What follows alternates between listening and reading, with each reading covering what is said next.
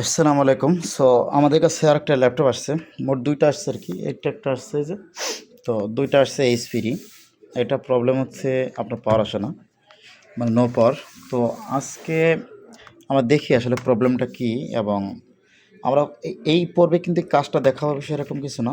আমাদের আজকে যে ল্যাপটপটা আসছে ল্যাপটপের মডেল হচ্ছে আপনার এইচপি 840 G5 এরই যে সিরিজ যে কালারটা একটু অন্যরকম আরকি। G5টা তো আসলে সিলভার কালার আর এটা হচ্ছে আপনার একটু অন্যরকম কালার। তো একটু ম্যাটো কালার আর কি। তো এটা হচ্ছে 14U G5 আর কি। তো 840 G5 আর 14U G5 সেম জিনিস আর কি বলা যায়। তো আমাদের দেখি প্রবলেমটা কি আমাদের প্রবলেমটা একটু আগে ফাইন্ড আউট করতে হবে। ডিসি পাওয়ার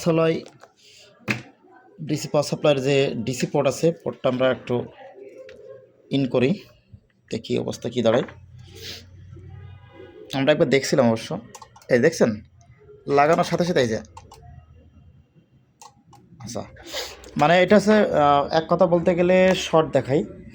তো অনেক সময় দেখা যায় যে যারা শর্ট দেখায়, যারা সিম্পলি কাজ করে থাকেন অনেকে কিন্তু খুশি হয়ে যান যে শর্ট দেখাচ্ছে মানে বিশাল ব্যাপার, 19 ভোল্ট শর্ট আমি ছাড়িয়ে ফেলতে পারবো।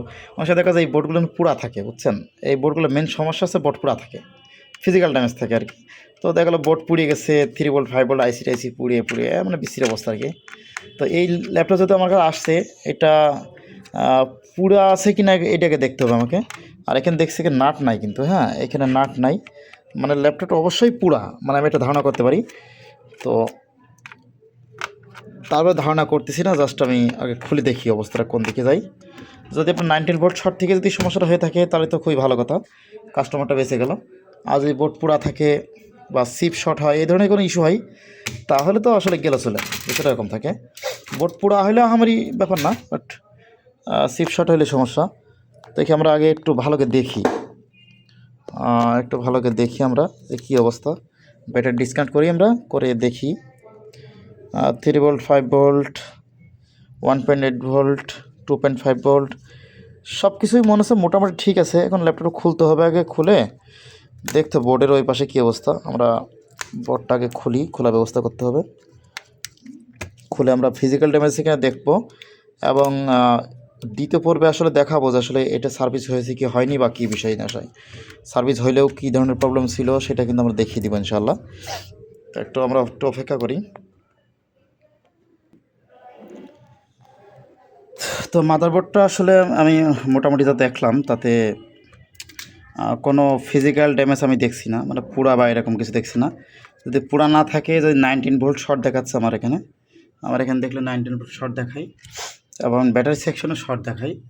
তো বিষয় হচ্ছে যে আগে দেখতে হবে আসলে সিপের যদি কোনো সমস্যা না থেকে থাকে তাহলে বলতে গেলে যে কাস্টমারের ভাগ্যটা ভালো এবং আশা রাখছি যে কাস্টমারের এটা হয়ে যাবে ইনশাল্লাহ, 90%ই বলা যায়। তো আমরা এটা কাজ করে আপনাদেরকে একদম দেখাবো যে আসলে কী বিষয় এগুলো দেখাই দিব ইনশাল্লাহ। আমরা 1.8 ভোল্ট যা আছে সবগুলো শর্ট আছে কি না এগুলো দেখে নিচ্ছি, হ্যাঁ এই আর কি। 1.8 ভোল্ট পোসা সেকশন শর্ট, কোনো কিছু শর্ট দেখায় কিনা, গ্রাফিক্সের শর্ট দেখায় কিনা, কোনো কিছু শর্ট নাই। তো যা দেখছি সব ঠিক আছে। এখন আমরা ইনশাল্লাহ এটা শর্ট কাটিয়ে দিলে হয়ে যাবে। তো এই কাজটা আসলে যারা কাজ করে তাদের জন্য খুবই আনন্দের একটা কাজ, মানে খুবই ভালো লাগে।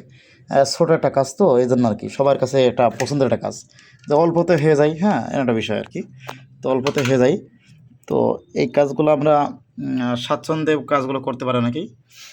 তো সবাই ভালো থাকবেন এবং আমাদের পাশে থাকবেন পরবর্তী ভিডিওটি দেখার জন্য। তো আল্লাহ হাফেজ।